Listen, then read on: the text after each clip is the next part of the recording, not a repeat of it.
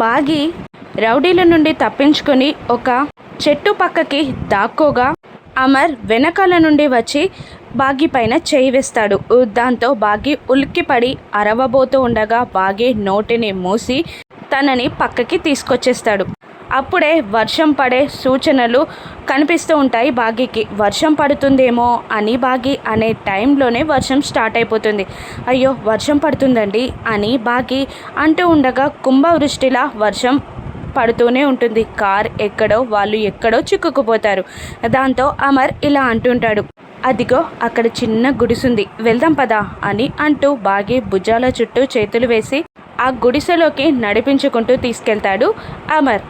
చలితో వణికిపోతూ ఉంటుంది బాగి. ఒక్క నిమిషం బాగి అని అంటూ అప్పటికప్పుడే అక్కడ క్యాంప్ ఫైర్ ఏర్పాటు చేస్తాడు అమర్.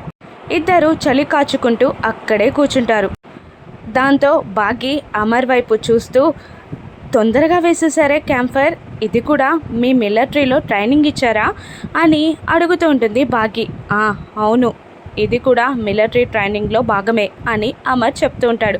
అవునా, ఇంకేం నేర్పారేంటి మీ మిలిటరీ ట్రైనింగ్లో అని బాగి మాటలు కలపడానికి ట్రై చేస్తూ ఉండగా, ఇంకేవో నేర్పారులే, నా గురించి తర్వాత చెప్తాను కానీ నీ విషయం చెప్పు, ఇప్పటికైనా మత్తు దిగిందా అని అనేస్తాడు అమర్. దాంతో బాగి కాస్త తడబడుతూ సిగ్గుపడుతూ, సారీ అండి, అది నేను కూల్ డ్రింక్ అనుకొని మందు తాగేశా అని చెప్తూ ఉంటుంది బాగి. పర్లేదు కానీ ఈరోజు నీలో డిఫరెంట్ బాగిని చూసా అని అంటుంటాడు అమర్. డిఫరెంట్ బాగినా ఏంటది అని బాగి అడుగుతుండగా, రౌడీ బాగిని చూసా, నీకు కాస్త ధైర్యం ఎక్కువే అని అంటుంటాడు అమర్. రౌడీ బాగియా, నేనేం చేశానండి, నాకంత ధైర్యం లేదు అని అంటూ ఉంటుంది బాగి. మందు తాగి ఎంత ఇబ్బంది పెట్టావో తెలుసా అని అమర్ అడుగుతూ ఉంటాడు. నేనా, సారీ అండి, నేను రౌడీని కాదండి, నాకంత ధైర్యం లేదు, చిన్నగా మెరుపు వస్తేనే ఉరుము వస్తేనే భయపడిపోతా అని చెప్తూ ఉంటుంది బాగి. మాట్లాడుతూ ఒక్కసారిగా లేచి నిలబడుతుంది. అమర్ కూడా లేచి నిలబడతాడు. అప్పుడే పెద్దగా ఉరుముతుంది. మెరుపు కూడా పడినట్టు అనిపిస్తుంది బాగికి. దాంతో భయంగా వెళ్ళి అమర్ని గట్టిగా వాటేసుకుంటుంది. దాంతో అమర్లో ఏదో పులకింత.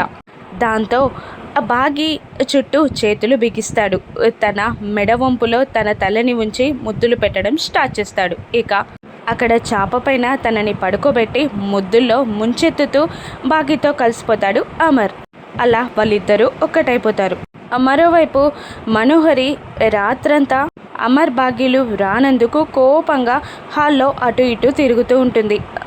అంజుకి కాస్త స్పృహ వస్తుంది, నార్మల్గా అయిపోతుంది. పిల్లలు ముగ్గురు అంజుతో మాట్లాడడానికి ట్రై చేస్తూ ఉంటారు.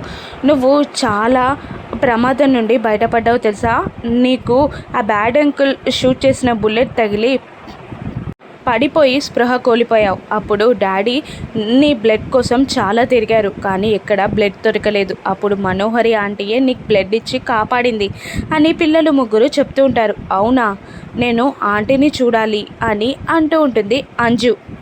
సరే ఆంటీని తీసుకొస్తానులే అని అంటుంటుంది. అమ్మో వద్దు, నేనే కిందికి వెళ్తాను, తీసుకెళ్ళండి అని అంటూ అంజు అడగ్గా మెల్లిగా అంజుని కిందికి తీసుకొస్తారు మిగతా ముగ్గురు పిల్లలు. మనోహరి హాల్లో కోపంగా అటు ఇటు తిరుగుతూ ఉంటుంది. వాళ్ళని నేను టెన్షన్ పెట్టాలి అనుకుంటే వాళ్ళు నన్ను టెన్షన్ పెడుతున్నారేంటి అని అనుకుంటూ ఉంటుంది మనోహరి ఎందుకు ఇంత టెన్షన్ పడుతుంది గుప్తా గారు అని ఆరు అడుగుతూ ఉంటుంది గుప్తాని.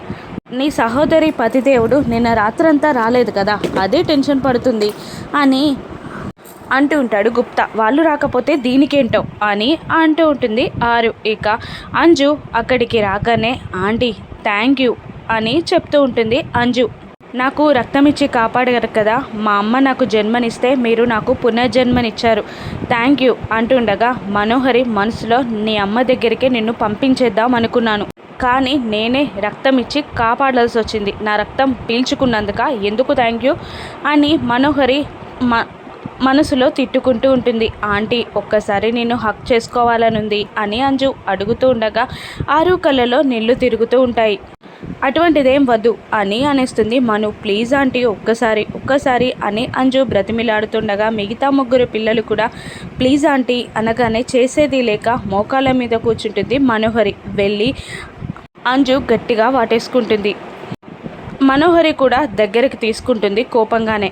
ఆ తర్వాత ఆ సీన్ని చూసిన ఆరు చాలా బాధపడుతూ ఏడుస్తూ ఉంటుంది. బిడ్డ స్పర్శని గుర్తుపట్టలేని తల్లి కూడా ఉంటుందా అని అంటూ ఉంటుంది. ఆరు ఉంది కదా, నీ కళ్ళ ముందే ఉంది, చూడలేదా అని అంటూ ఉంటాడు గుప్తా. తర్వాత అంజు మనోహరి బుగ్గపై ముద్దు పెడుతుంది, కానీ కోపంగా తుడుచుకుంటూ ఉంటుంది మను. అంజు మాత్రం తల్లి ప్రేమని ఫీల్ అవుతూ ఉంటుంది. మా అమ్మ లేకపోయినా మీరున్నందుకు నాకు చాలా హ్యాపీగా ఉందంటీ అని అంజు అంటుంటుంది. అమర్ భాగ్యులు ఇంకా రానందుకు చాలా కోపంగా ఉంటుంది మను. తను ఏం ఆలోచిస్తుంది అని అంటూ ఉండగా, అదే నీ సహోదరి నీ పతిదేవుడు ఇంకా రాలేదని ఆలోచిస్తుంది, నువ్వు కూడా అదే ఆలోచిస్తున్నావు కదా అని గుప్తా గారు అంటుంటారు. మరోవైపు అమర్ భాగ్యులు కారులో వస్తూ ఉంటారు. అమర్ని చూస్తూ సిగ్గుపడుతూ ఉంటుంది భాగ్య. ఈ రాత్రి వాళ్ళ మధ్య జరిగిన కలయికని గుర్తు తెచ్చుకొని భాగ్య సిగ్గుపడుతూ అమర్ వైపు చూస్తుండగా, అమర్ కూడా భాగ్యని చూడడానికి మొహమాట పడుతూ ఉంటాడు. అలా అమర్ని చూసి సిగ్గుపడుతున్న భాగ్య వాళ్ళిద్దరి మధ్య కలయిక జరిగిపోయిందని మనోహరికి చెప్తుందా? ఇప్పుడు మను ఏం చేస్తుందో రాను ఎపిసోడ్స్లో చూద్దాం. Thank you for watching.